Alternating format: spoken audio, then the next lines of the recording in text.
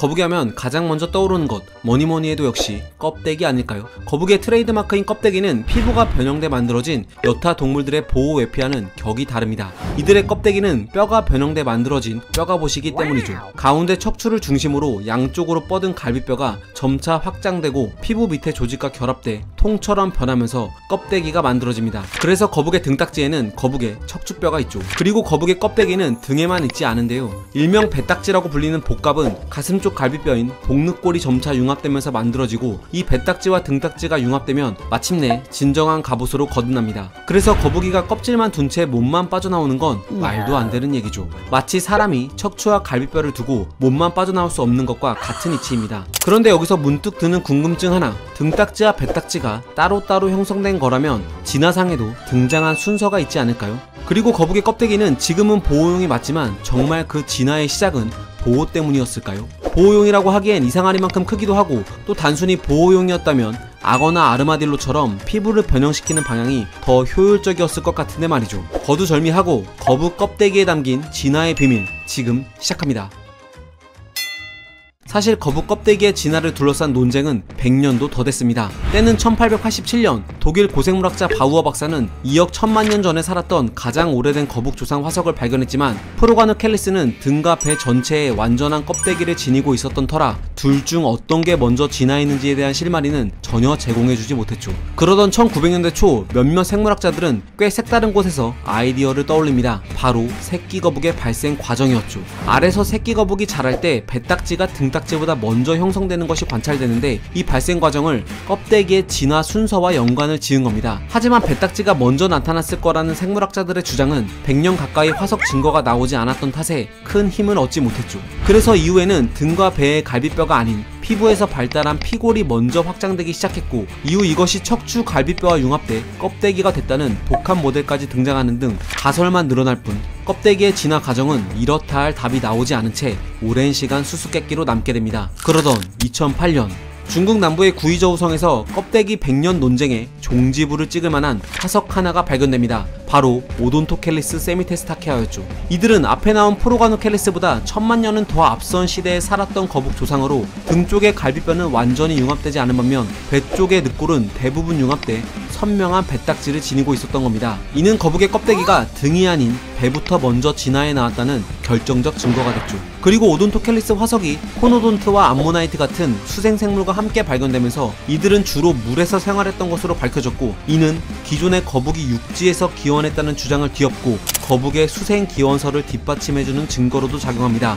물론 반론도 있었습니다. 고생물학자 로버트 레이츠는 등딱지가 점차 퇴화하는 경향을 띠는 장수 거북을 예로 들면서 먼 옛날 등딱지와 배딱지가 함께 나타났고 오돈토켈리스는 등딱지만 퇴화한 종이라는 반론을 제기했지만 거북의 배와 발생 과정 등으로 미루어 보아 현재까지는 배딱지가 먼저 진화했을 거라는 주장이 더 우세하죠. 하지만 오돈토켈리스 화석은 거북 껍데기의 진화 순서만 잘 설명할 뿐 여전히 껍데기가 왜 진화했는지에 대한 궁금증까지는 풀어주지 못했습니다. 이 화석을 발견한 리 박사는 오돈토켈리스의 배딱지는 수면 위에서 헤엄칠 때 물속의 포식자로부터 배 쪽을 방어하는 용도였다고 주장했으나 등 쪽의 갈비뼈까지 넓어진 이유는 제대로 설명하지 못했죠. 또 고래, 뱀, 공룡, 인간 등 대부분 동물들의 갈비뼈는 비슷한데 유독 거북만 보호를 위해 고도로 변형된 갈비뼈를 지녔다는 사실을 보호용 가설로만 설명하기엔 어딘가 부족해 보였습니다. 특히 거북의 뼈 껍데기는 호흡할 때 여간 불편한 게 아닙니다. 대개의 폐호흡 동물들은 횡격막과 유연하게 확장되는 갈비뼈로 효율적인 호흡을 하는 반면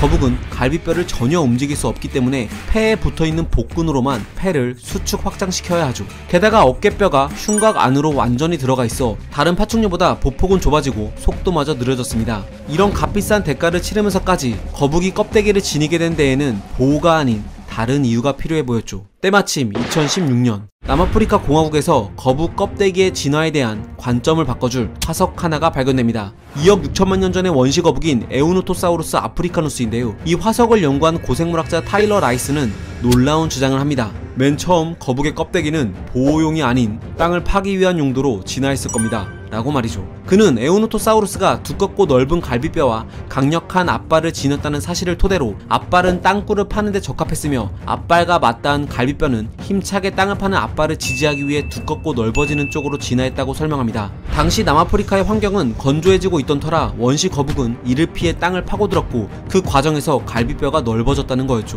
타일러 라이스는 거북 조상은 땅속 생활 덕분에 2억 5천만 년 전에 벌어진 페른기 대멸종에서 무사히 살아남을 수 있었다고 언급했는데요. 이후 땅을 파기 위해 넓어진 갈비뼈 탓에 보폭은 좁아지고 이동 속도는 느려지자 거북의 조상들은 포식자로부터 몸을 보호해야만 했고, 그래서 기존에 넓어진 갈비뼈가 서로 융합돼 보호용 껍데기를 만드는 방향으로 선택압을 받았다고 추측했습니다. 즉 처음에 등장한 껍데기의 목적은 땅 파기용이고 그 이후에서야 보호 기능을 하게 됐다는 거죠. 이는 마치 공룡의 깃털이 처음엔 체온 조절이나 구애용이었으나 이후 새로 진화하면서 비행용으로 바뀐 것과 같은 맥락입니다. 사실 현대 거북의 등껍데기도 보호용 외에 쓰임새가 꽤 다양합니다. 대표적으로 장수거북의 껍데기는 매끈하고 평평해 물의 저항을 줄여주며, 갈라파고스 육지거북의 안장형 껍데기는 목을 길게 뻗을 수 있는 형태라서 거꾸로 뒤집어져도 목을 뻗어 다시 똑바로 일어설 수 있죠.